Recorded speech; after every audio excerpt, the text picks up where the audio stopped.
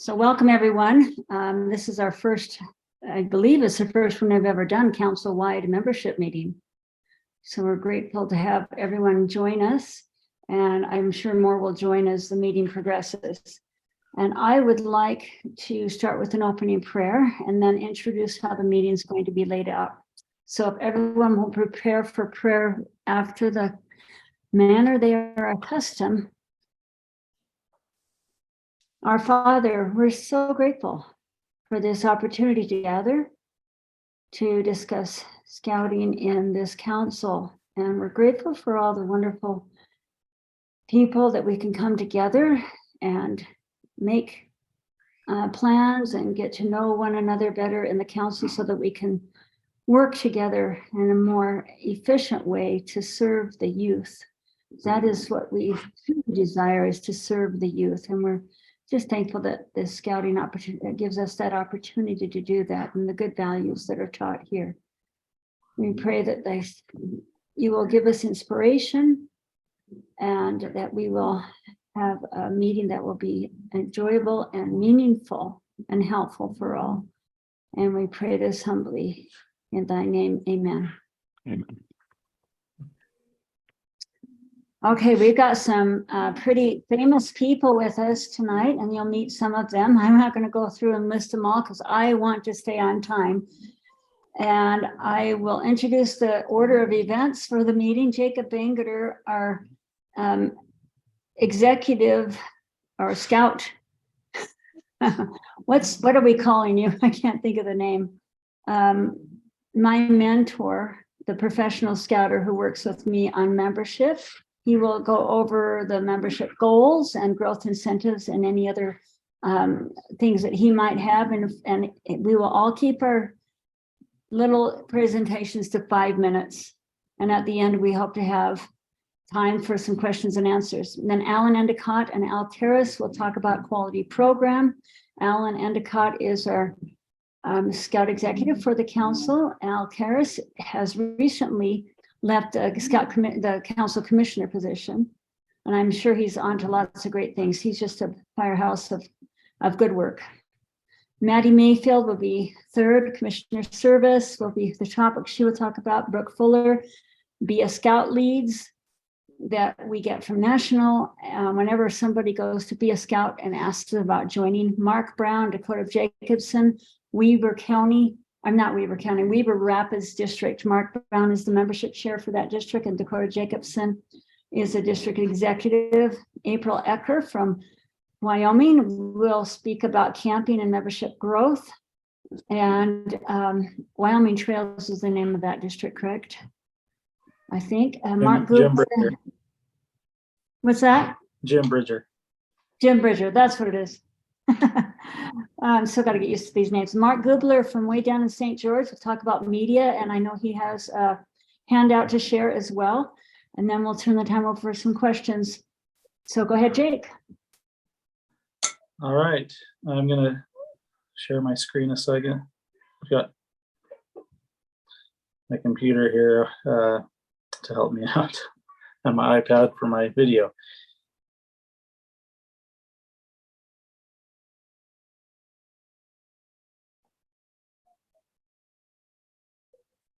All right. So what I want to share is our membership. This goes by district, but I wanted to share this because we want to let everybody know what our goal is as a council. Our council goal is to grow our membership by 5%. That's every Cub Scout, kid and Scouts VSA, venturing, Sea Scouts, whatever else we may have going on. Right now, for March, we are at 1% growth. You can kind of see that right here. Over last year, March 31.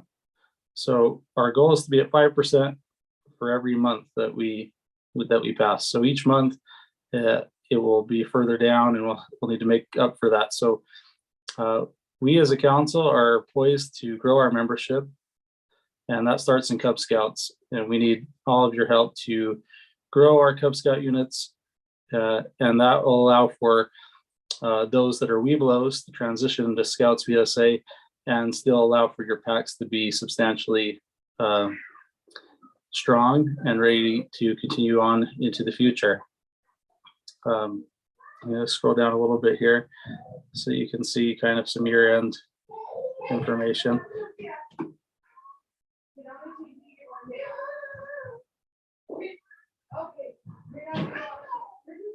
All right, so this is where we're at in terms of the year end. We have 1,347 kids to get back to where we ended last year. So we do have a lot of work ahead of us, but we did this last year. We can do it again.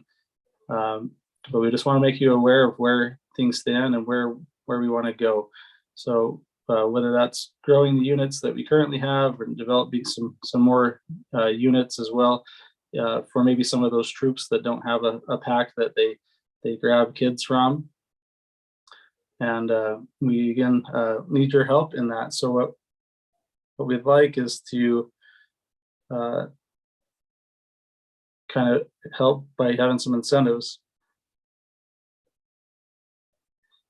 Let's see here. And so that's why we've got the Cub Hub. Hopefully you've seen that already as we've sent out some email blasts. In here, you'll find all sorts of stuff. But one of those right here is the recruiter patch. So if you recruit one new youth that's never been registered before, then you can go ahead and order your patch. That can go for adults that recruit youth or youth that recruit youth. And you just need to fill out the form there and we will get those mailed out to you. And then from right now, March 1 to May 31, if you can recruit 5 new youth members into your Cub Scout unit, we will give you 1 free youth entry at day camp this summer. And then so as you keep track of that, then you go ahead and claim your credit, and we will get you one of those youth to camp for free. We're excited about some of these things. We'll talk as we get towards the middle of the year about some incentives that we're going to have for our fall recruitment as we hit back to schools and other things. But we just want you to be aware of these things that are here and the resources that are available to you to recruit both in the spring and in the fall, and to continue to help you grow in the, whether it's lions, tigers, all the way through Webelos, and grow these units to be where you want to be, but also to help as they transition into the scouting program, that you can replenish those scouts with more. All right, I think that's all I had, Angie. Okay, thanks. And I forgot to introduce myself. I'm Angé Workman. I've been asked to be the membership chair for the council, and I'm grateful for all the wonderful people that are on the committee with me. So we're going to turn the time over to Alan Endicott and Alan Karras about quality program.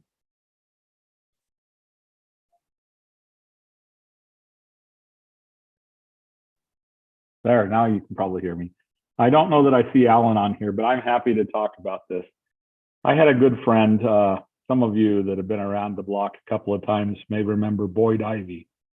Boyd was a retired professional. He'd been an area director. He was in charge of LDS BSA relationships for a period of time. Just a wonderful man. And I had the opportunity to serve with him when he was the VP of program for a period. Boyd used to talk about something called quality program.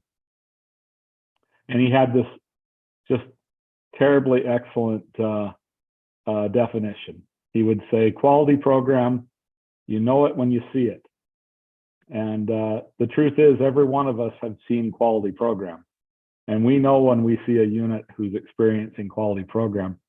But the other side is true too. When we have units that are providing less than quality program, we can see that as well.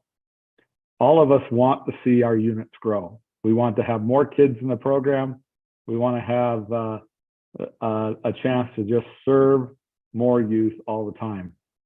It's my contention that a big factor in that is having a quality program, something that attracts Mom and Johnny and Jane to want to be involved in the program, and Dad as well. Since we're really a family program today, having a good quality program is something that can make a difference. So I reached back into the old archives of things that I have access to, and I recognize that this is from a few years back, but some things don't get bad with a little bit of time. So let me share my screen, and we'll start here. Used to be that all of the councils in our area did something called a Cub Scout powwow book. Angé, I'm sure you remember the Cub Scout powwow book. Did you ever? I have a lot of them still. You acquired some. That's wonderful. And if you know anything about these, it's that they are filled with programmatic ideas, just filled with good things that cause good program. In fact, it makes it really easy to be able to run a Cub Scout pack meeting, for example, if you acquire some of these ideas of things that you can do. So here's something about they built the ship Titanic and a little activity that you can do. And I can go through hundreds and hundreds of these things that were in these. This is a book from the old Utah National Parks Council in 2010. I can show you another one from the Great Salt Lake Council. And so I'm going to encourage you to do what I did, and to help your units to do what I did.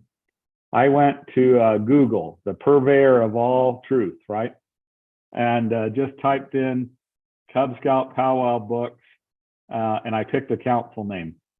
And in that process of doing that, let me, I came up with lists of powwow books from all over the country. And I happened to find one from Utah National Parks that I put up here.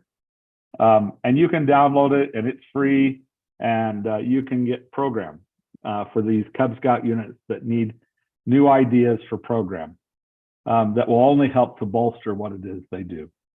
And not to leave the Scouts out of this, National produced for a long time a book called the Troop Program Features. Those of you that were around the block when I started, it used to be called Woods Wisdom, which was a wonderful book, and you can get that one online too. But you can get these troop program features for a Boy Scout troop, and it lays out what you should do for a month of program, what activities you should do, how you should do it. It all is in here on how to do this.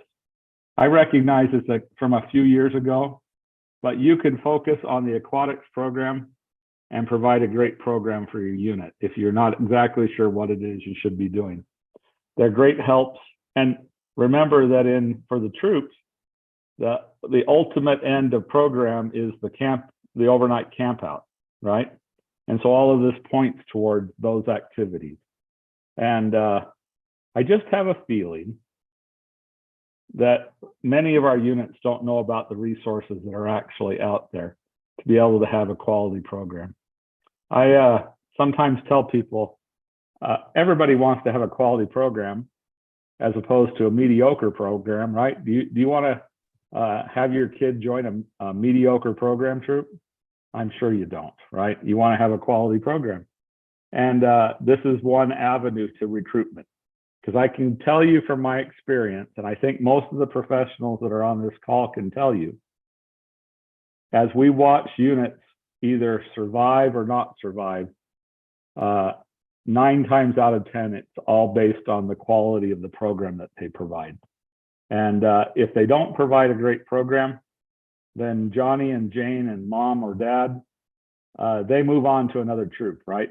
Or they just move out of the program because it's not worth their time. So I would encourage you as membership chairs, even though this isn't your real area of focus, I would encourage you as membership chairs at your next district committee meeting to say something about quality programming, maybe print an example or bring an example. Because the more we can elevate the program, the more we're going to save kids in the program, the more we're going to recruit new kids to the program because they're going to want to join a unit that has a great program. And we're going to be making a greater difference in the lives of the youth that we serve. So thank you, Angé. Thank you so much. And now we'll move to Maddie, just on time. Good job, Alan, from Timpanogos District. And she also serves on a national committee and is on our membership committee at large. Thanks, Angie. Right, I have the opportunity tonight to talk about commissioner service, which is a vital part of strengthening scouting. So commissioners impact every program level: Cub Scouts, Scouts BSA, venturing, exploring, and Sea Scouts. So let's look at commissioner service through the commissioner culture statement. So first is be the heart. As commissioners, providing service should come from a servant's heart, putting others' needs ahead of our own and serving with the right motivation, where rewards, recognition, or even gratitude cannot be the incentive for what we do. We want to help the units we serve succeed in their mission to provide the following to our country's youth, to our council's youth, to our district's youth, through the BSA mission statement: to prepare young people to make ethical and moral choices over their lifetimes by instilling in them the values of the Scout Oath and Law. Second, build relationships. Commissioners build relationships. Our council and district commissioners build relationships with the Scouts and Scout leaders that they serve. Roundtable commissioners provide focused unit customer service by fulfilling the goals of Roundtable. They meet monthly or more often with units to help them with information, collaboration, and networking. Unit commissioners, they're amazing. They visit with the unit's adult volunteers as well as with the leaders of the chartered organization. They visit unit meetings, participate in unit events and activities, and they communicate with adult unit volunteers and organization leaders through face-to-face discussions and phone calls and texts and emails to help ensure that units understand and that their needs are going to be met. Council and district commissioners provide commissioner service through support, meaningful visits, collaboration, rechartering, district and council events, and much, much more. And then third, change lives. So how does scouting change lives? Let me give you a couple of examples. Kjell Lindgren, an Eagle Scout and NASA astronaut and outdoor ethics guide, is passionate about conservation.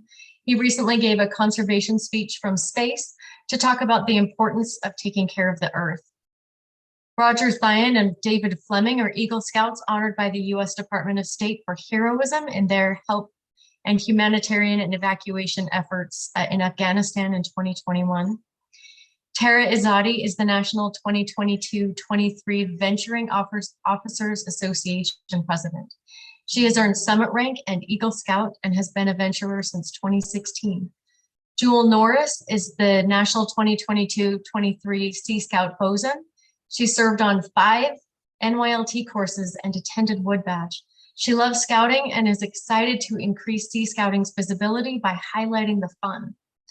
And Officer Daniel Rodriguez joined an Explorer post for aspiring police officers as a teenager. His exploring advisor mentored him through high school and the police academy, and he now advises his own Explorer post in a California police station. He's giving back to the program that helped him. So be the heart, build relationships, change lives. Our work helps scouting achieve its mission, and we've all seen how it can change the lives of the young people we serve. But think about the volunteers and professionals you've worked with. Scouting changes their lives too, and our lives. All right, thanks. Back to you, Angie. Thank you, Maddie. That was great. We'll move on to Brooke Fuller now.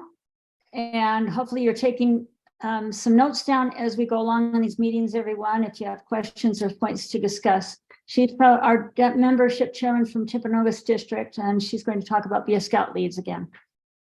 Okay, I just want to make sure all our units are aware of the beascout.org, the national marketing materials point people looking for scouting units to this website. And I want, okay, am I able to share my screen?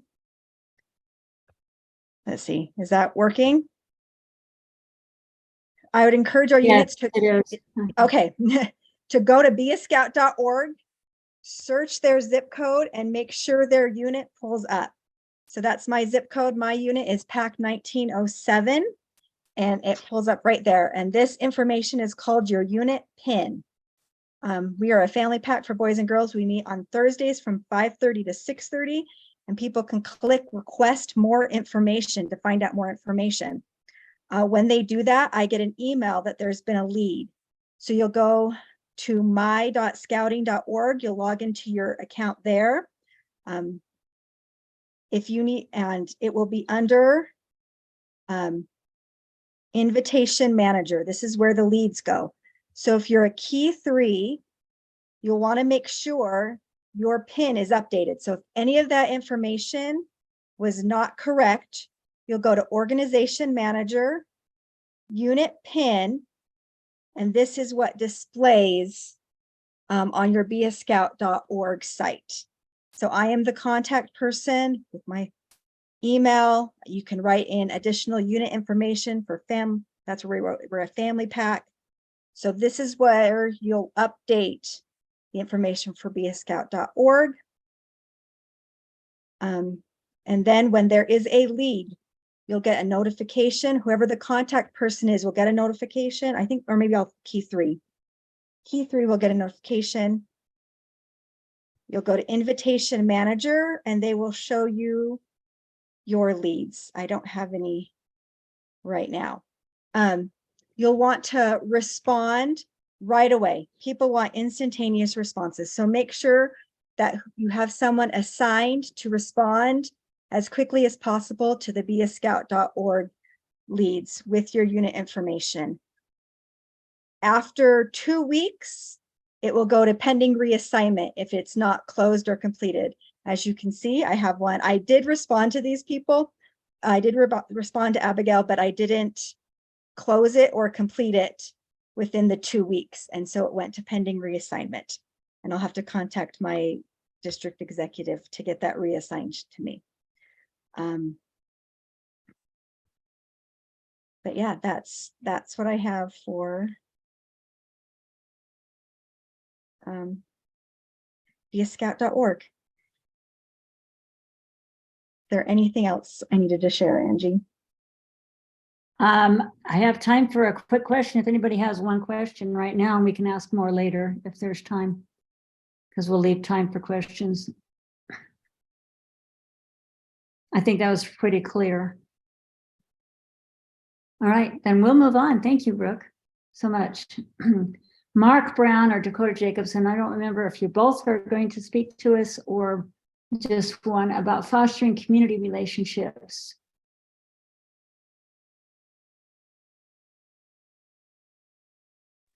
I know Dakota's on the line with us.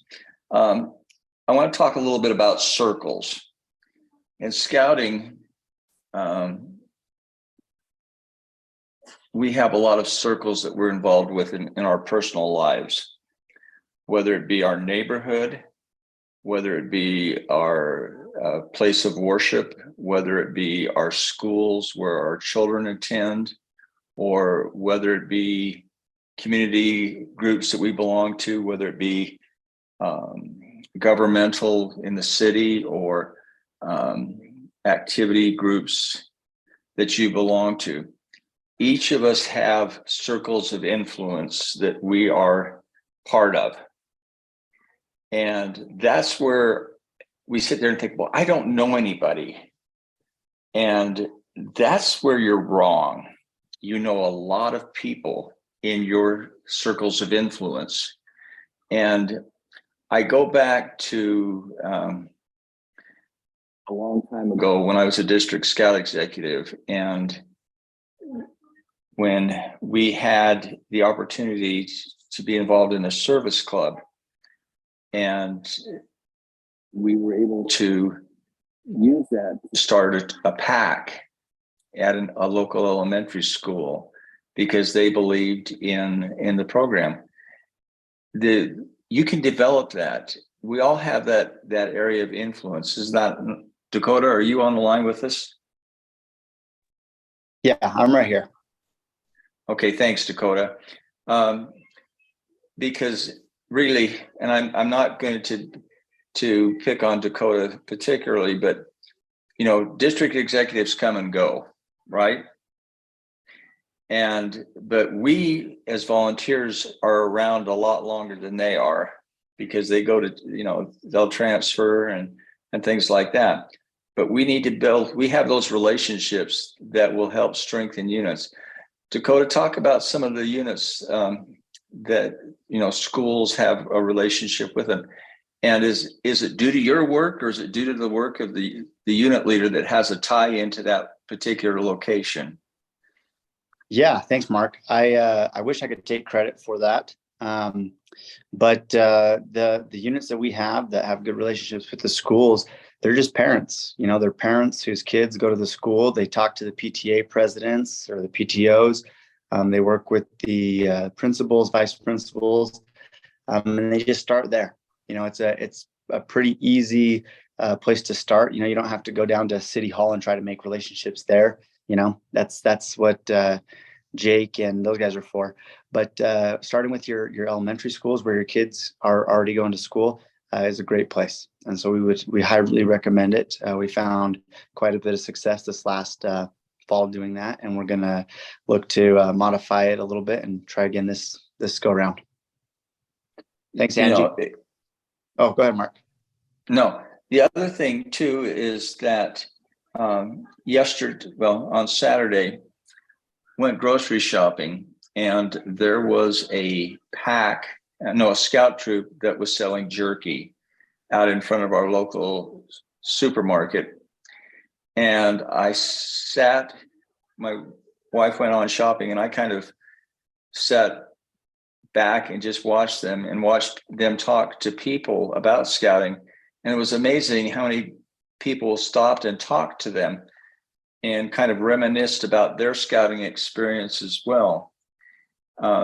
We need to be out in the community, whether it be a service projects, whether it be, any sort of activity that we can get ourselves as scouting out in front of the public. Then we can build those relationships. And then when the time comes, when they see recruiting and things like that, then they can go and do that. We need to be out and be visible in the community. Anything else, Dakota, that you want to add to that?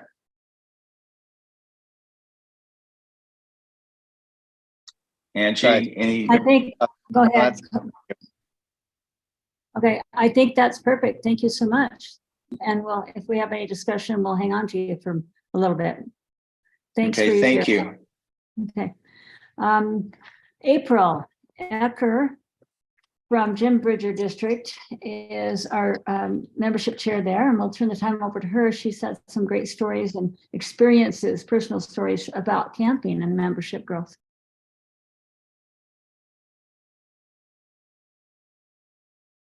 Let me put this way. Sorry. Can everybody hear me? Okay, yes. Perfect. All right. Okay, so Cubs and camping. I have taken my pack camping, and I'm doing it again this year. This year we're going to try to do it twice. But the rules that I follow, or the guidelines that I follow when I take my Cub Scouts camping, is I follow the BSA regulations for Cub Scout camping. These can be found on scouting.org/health and safety. Make sure that your camping site is an approved site. Make sure your camping trip sleeping arrangements are arranged by the guidelines of Scouting's barriers to abuse. Make sure your event is in compliance with the Guide to Safe Scouting. And make sure all your leaders are current on the youth protection. Your leaders are hazardous, weather trained, and blue trained. And what camping does for your unit, family camping is a wonderful experience for your Scout family. The bond that the family experiences is unbreakable. What a parent really wants to do is enjoy activities with his or her child. And the scouting program is all about the family. Cub Scout camping is a memorable event that the Scouts will never forget. It will become the reason why they like Scouts. Outings and events that we do with our Cub Scout program is the best way to recruit and to retain a Cub Scout. The first camp out can be stressful, and you may not want to camp with your Cub Scout family, but let me help you understand that when you trust your parents, you can relax and know that they are wanting to help and they want it to be a good experience for their Cub Scouts. It's most, number one fact, anytime we do anything with the pack, we go on to an outing event, our trust with our parents have to be number one. And the parents have to trust us and we have to trust them.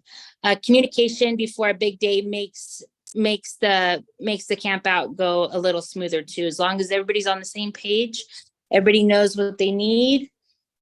Everybody is prepared with a list of equipment. There's a lot of front end work that you have to do just to make sure that everybody is safe. But I keep over 95% of my Cub Scouts. The only time I lose a Cub Scout is if they move. Because of the fact that the program that I run is we do a lot of outdoors activities and we run a full year program. And camping is one of the big highlights of these Cub Scouts, a yearly adventure. So whatever you do during the summertime, try to hit at least one Cub Scout camping trip, and it will change your whole entire outlook on camping or family camping.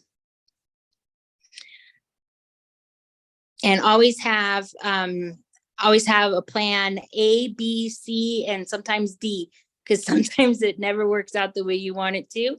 And you never have to worry about being on time. Just run on scout time. As long as your Cub Scouts are having fun and your parents are enjoying themselves, don't be pressured to move on to the next thing. Plan for hazardous and minor and major medical events. Make sure that you have a plan of where your camping spots are going to be, where your cooking areas are, where your medical areas are, and who is your medical contact for your event. Having these things in place makes it to where it's not as stressful, and your Cub Scouts and your parents and you can enjoy the camping experience. Angie? I would just add what you've shared in the past too, that camping is one way to bring new youth into scouting. Right. And when a lot of times when I'm at a recruitment and I tell those kiddos that we go camping, they are all on board. And I do recruit quite a bit of kiddos, and I keep those kids inside of my pack for retention, because you got to have the follow through too. Thank you so much. Appreciate your thoughts, and we'll take some questions later if we have them. And Mark, we'll let you bring us home and finish off with media before we turn it over to questions or comments. Mark Gubler is on the committee at large for membership, and he's also served in many other positions in scouting. Thank you, Angie. I'm going to try to share my screen here. Hopefully you can see it.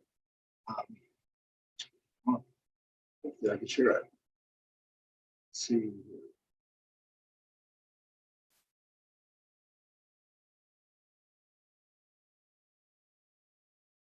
Can you see that screen? Yes. I've been asked to talk a little bit about one of the areas that we could possibly use to enhance the communication and the good image of scouting throughout all of Utah.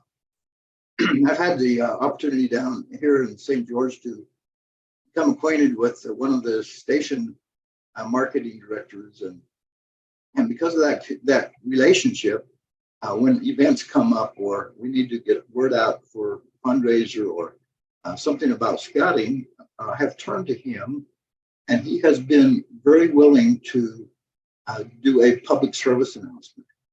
And not only with one station, but they have a whole network of stations under this town square media here in the St. George area. What I've found, though, is that in talking to him, each radio station is required by the FTC to run a certain amount of public service announcements each month. There's no cost to them. They're for charitable purposes. And they will run them when they have dead spots in their advertising. But it's a great way to get the word out about scouting. I'm so surprised about how many people I run into that say, well, scouting is still around in Utah. And this would be a great way to advertise that, yes, it is alive and well, and to highlight some of the great things that are happening not only the events that are coming up, but some that have taken place, some of the great things that some of the local troops have done to build a positive image in the community. So I've listed here in this particular handout, which I believe Jake is going to send to you, a number of radio station networks that have stations here in Utah. The first two we have contact information with. The others you would need to go online and fill out the contact us information and have them get back to you. Or you could look up a local phone number in your area for that particular radio station. This one on the very bottom is an FM station, 88.3, and they actually have right on their website a form where you can submit a request for a public service announcement. You can actually write the script. A lot of these stations will help you by actually producing the script. And if there's something that you don't feel comfortable with there, the national office also has some pre-prepared scripts that they can help you with. And I believe, Jake, correct me if I'm wrong, I believe that you have that contact information and can assist any district in being able to touch base with the national office to be able to acquire one of those pre-prepared public service announcement spots. Yeah. So I would encourage everybody to try and develop some relationship. It's really quite simple. It just requires contacting the radio station, beginning to develop a relationship with an individual there, and then asking them to do a public service announcement. And they will put it on. They have to by law. That's all I have. Thank you, Mark. All right, now we'd like to open it up for any discussion, any thoughts, questions for anybody that has presented, or just for us from the council membership committee and the district membership head chairs. How can we help support the units? So anybody want to take it and start? And you'll have to unmute yourself, and hopefully you all know how to do that.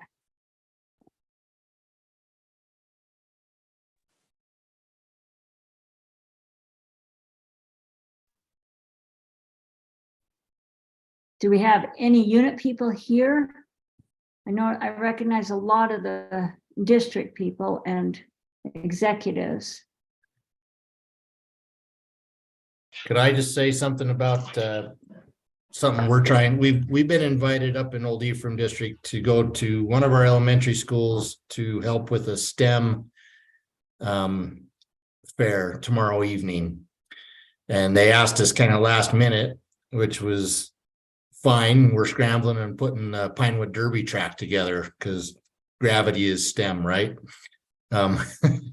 Anyway, so this is from a school that in the past we hadn't been able to get anybody to do anything with us for. But I happened to, unbeknownst to me, I knew who the PTA president was, and I didn't know he was the PTA president.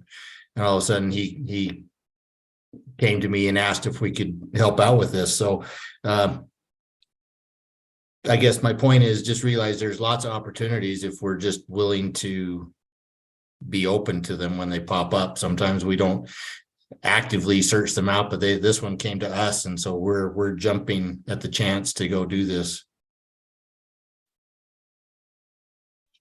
Thank you, Jason. That's perfect. Yeah, perfect example. Any other shares or thoughts? And go ahead.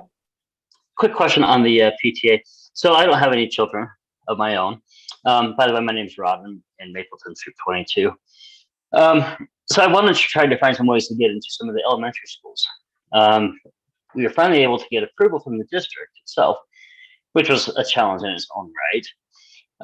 And I've heard, as well as the previous speaker mentioned about the PTA. Do you know, do they post PTA staff, or what the right terminology is, on the school websites, or how would you find out who that is to get in contact with them?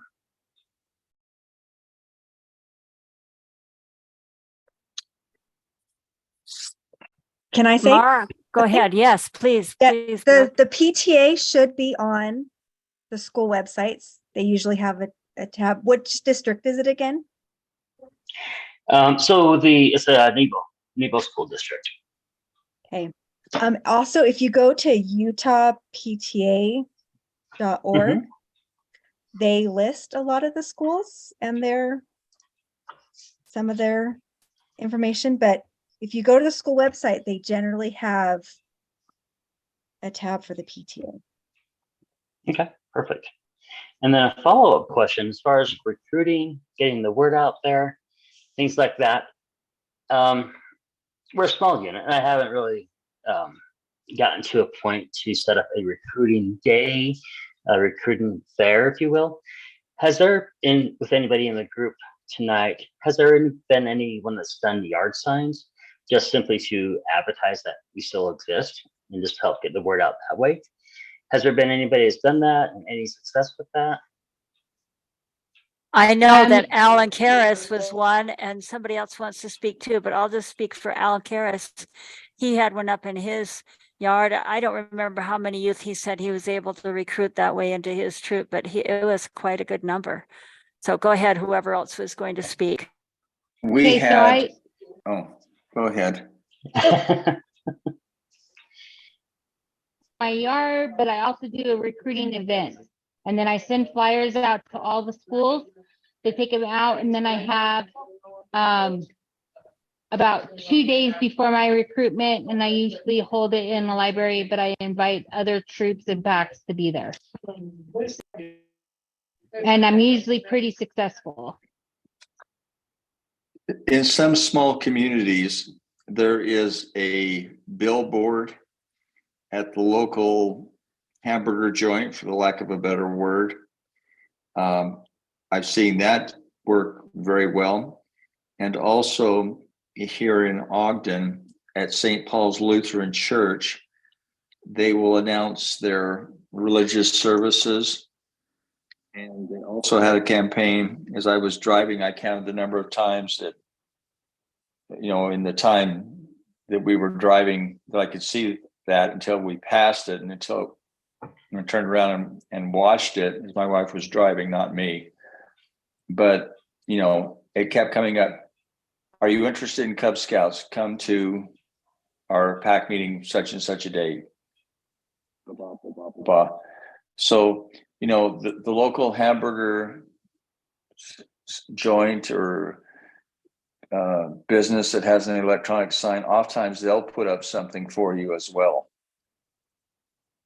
So I would recommend that for your recruiting night, for an activity that you might be having.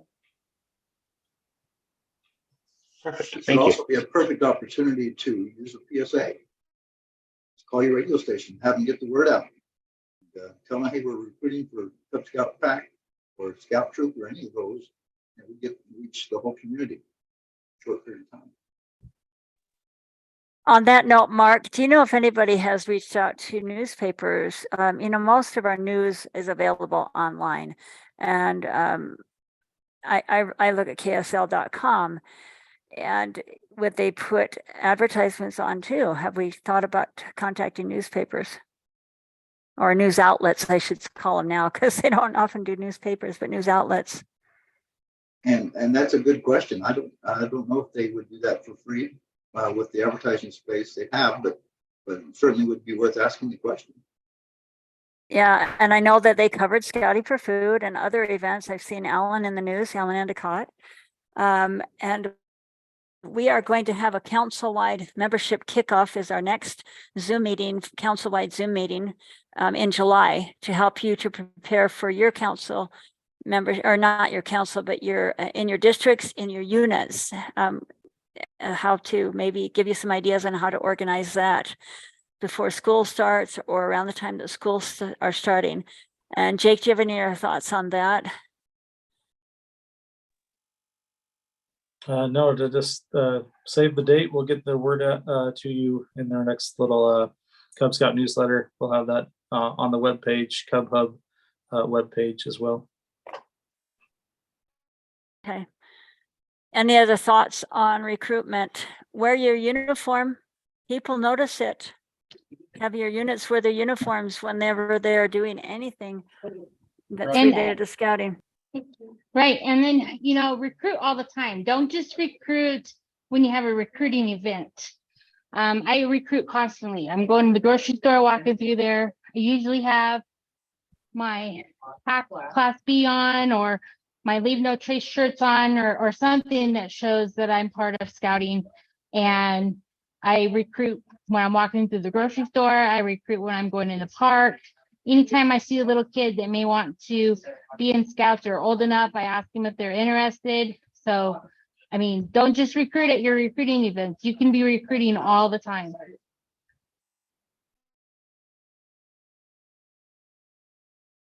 Along with that, when we talk about wearing your uniform and people notice it, I have been approached many times in the last few years. Oh, scouting is still around. I thought it was gone. And then they'll start telling about how they had good experiences in scouting and they really thought it was a great program. So, there is, I'm sure all of you can have stories about that. Angie, maybe I could bring up something. Yes. I was at the Vanguard event this weekend and had an opportunity to speak to them. And I think there's a number of myths that somewhere along the way we've bought into and believe, and they're not necessarily things we should be believing. One of them is that we can't recruit in the schools because they won't let us in. Has anybody else heard that myth? Just raise your hand. Because I know that that's what goes on. And I just want you to know that's not true. It's really about a relationship. If you work to develop a relationship with a principal, if you get a parent who's involved in that school, involved in helping you, you can make miracles happen.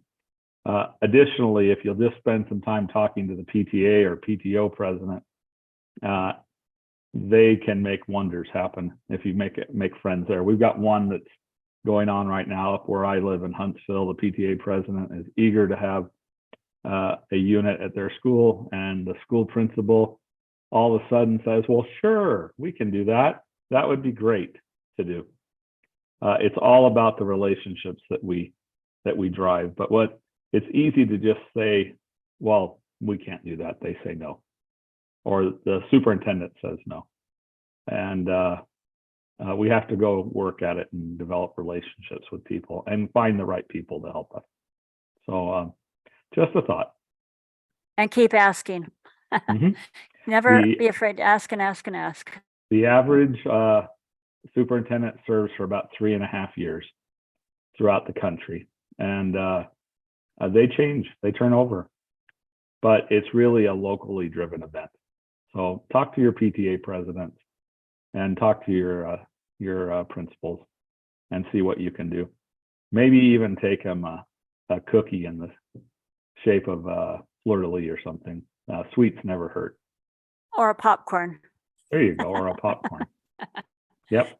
And it's also been brought up many times in our meetings how you can identify influential people in your communities who are scouters or who have been influential scouters that may have inroads into some of these organizations like schools. So never discount that too. Does anyone else have any other ideas or questions? Yeah, this is Oker Mountain District. Hi. Hi. Hey, just follow up on something Alan was talking about, and has been a general theme of the meeting is that through our district commissioners, he pointed the way to a Boy Scout troop that meets in Rose Park. And so I contacted them and discussed, hey, I understand that you've expressed some interest in having a Cub Scout pack that is affiliated with your troop. And they were all like, yes, please. And so we had a meeting, and six volunteers from the troop showed up. And from that one meeting, we had already identified enough scouts that were younger brothers and sisters of the troop members to form a Cub Scout pack, and then came out of that meeting with a couple of dates that we are working towards. And one of them is April the 6th, where we're going to host at Pacific Heritage Academy School in Rose Park a parent orientation meeting for the school, basically. And as Alan was saying, relationships are critical. Is that these troop leaders had such a good relationship with the principal at the school because they meet there, that the school recently had like a parent teacher night, and the principal reached out to the troop leaders and said, hey, would you guys like to come and make a presentation? She gave us the center section, the T intersection of this school, where everybody had to walk by. And they brought in scout stuff. They had literature they were handing out, and they were taking names and contact information for parents and youth. So aside from the handful of scouts who are younger brothers and sisters, we picked up the names of 19 families from that school. And we've got a meeting on the 6th next week where we have programs set up. We've got an entire orientation set up where the troop leaders themselves have really taken on themselves to help organize several months worth of Cub Scout pack activities.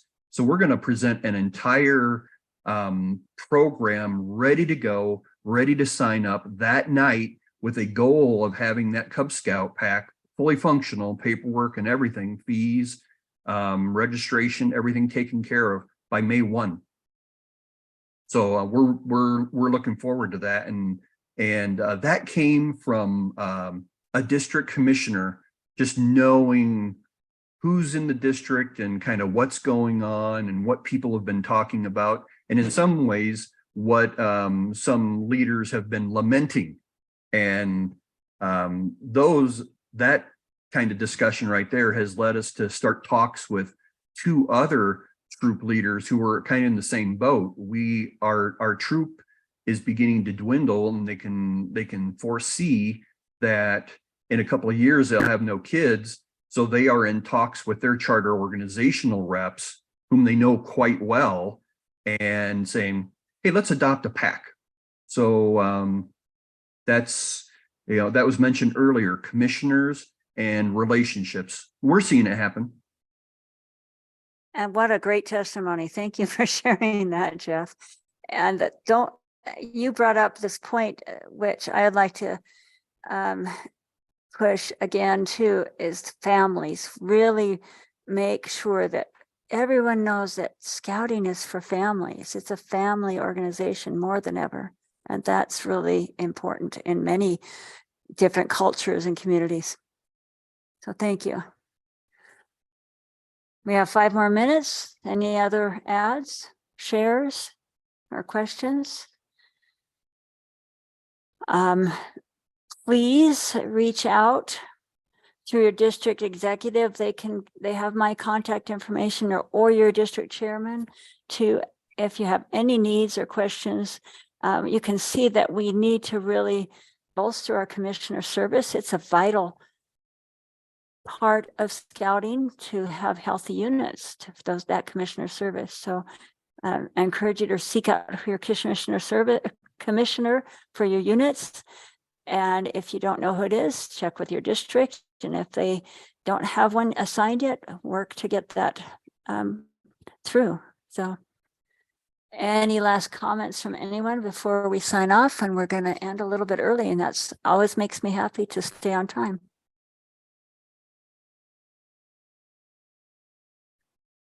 Okay, I really, really appreciate all those who've been here. And I know this is recorded. Hopefully others will be able to watch this and watch for, I know that our next council-wide meeting like this one will be the very last Monday in July, if I'm not mistaken. I think it's like the 31st, isn't it, Jake? Yeah. So we hope to have some fun things going on there. Some of us will be at the Scout office. We'll actually demonstrate some of the activities. I thought about banners and yard signs. There are some that you can get through the council that are already made. And Jake, is that correct? Still, there's still banners and posters and things that district executives can get for their units or districts to use? Yes, that's correct. Okay, so these district executives are just, they're so happy to help our units and they do a great job. So thank you, everyone.